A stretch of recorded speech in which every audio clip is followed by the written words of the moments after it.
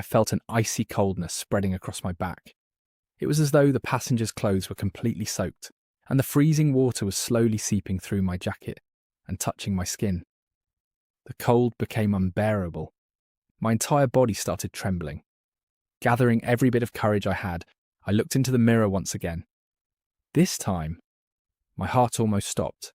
There was no face, no human features, no eyes, no mouth.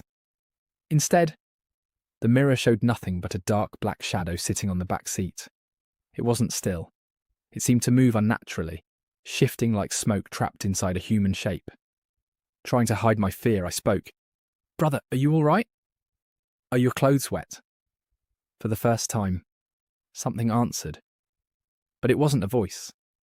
It sounded like someone swallowing water. A deep, wet, gurgling noise, almost like air bubbles rising from underwater. At that moment, I lost every bit of courage I had left. I wanted to stop the motorcycle and run. But the road around me was completely deserted. There wasn't another person in sight. No houses, no passing vehicles, nothing. So I gripped the handlebars tightly and accelerated.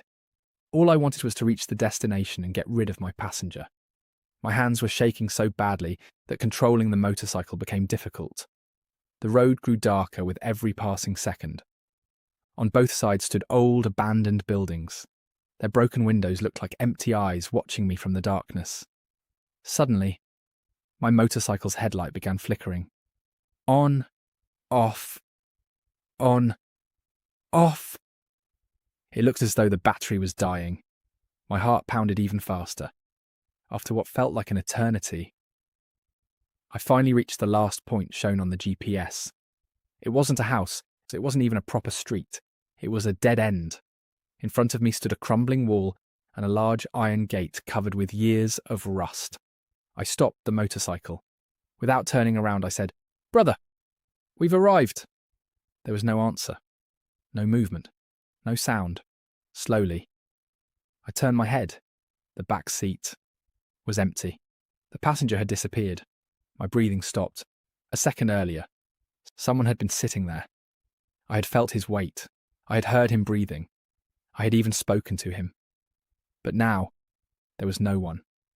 The only thing left behind was a pool of icy black water covering the seat. The same horrible smell of damp earth filled the air once again. My entire body went numb. I couldn't understand what had just happened. Where had he gone? How could someone simply vanish from a moving motorcycle?